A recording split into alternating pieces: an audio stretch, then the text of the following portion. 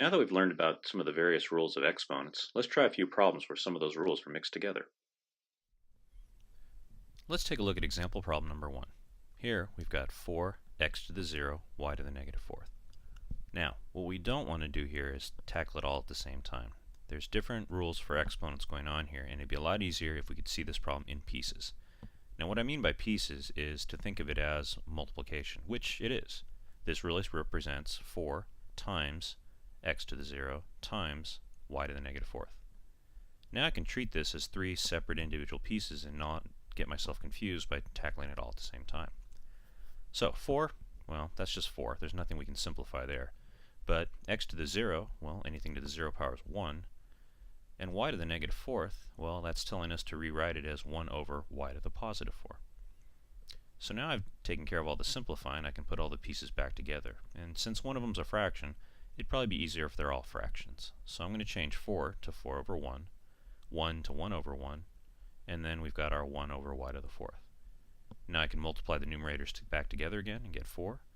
Multiply the denominators, get y over 4. So my answer is 4 over y to the fourth. Alright, let's try another example problem like the first one. Here's example problem number 2. Negative m to the third n to the negative 2. Now, once again, our strategy here is not to tackle the whole thing at once, but to look at it in pieces. Now the pieces I see here are first the negative, which I'll treat like negative 1, times m to the third, times n to the negative 2. Now I can work on simplifying each of those 3 pieces.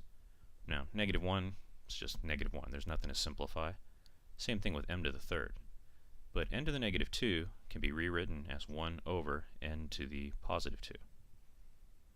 Now that I've taken care of all the simplifying, I can put all my pieces back together again. Now, once again, since one of them's a fraction, it's probably easier if they're all fractions. So let's change negative 1 to negative 1 over 1, put m to the third over 1, and now I can multiply everything back together again. So across the numerator, negative 1 times m to the third times 1 is negative m to the third over 1 times n to the second is n to the second. So my simplified answer is m to the negative third over n to the second. Alright, here's example problem number 3. One last one to take a look at. Here we've got 4x to the negative 3 over y to the second z to the 0. So let's break it up into pieces. Now, for me, I see 4 different pieces. I see the 4, the x to the negative third, the y to the second on the bottom, and the z to the 0 on the bottom. So you'll notice what I've done here is, since it's 4 but it's on top, I changed it already into 4 over 1, just to save myself a little bit of work later. X to the negative 3, since it's on the numerator, I'll make it x to the negative 3 over 1. And then since y to the second and z to the 0 are on the bottom, to keep them on the bottom, where the denominator is, I put a 1 on top. So 1 over y to the second, 1 over z to the 0. Now I can deal with anything I need to simplify. Well, in this case, 4 is just 4. I can't really change that.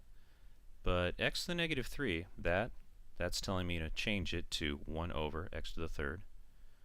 The 1 over y to the second, there's nothing I can do there. But then z to the 0 on the denominator there, well, anything to the 0 power is 1. So I'll change that. So now I've simplified what I can when it comes to exponents, and I can multiply everything together again. So on top I get 4. On the bottom I get x to the third y squared, so the simplified answer is 4 over x to the third y to the second.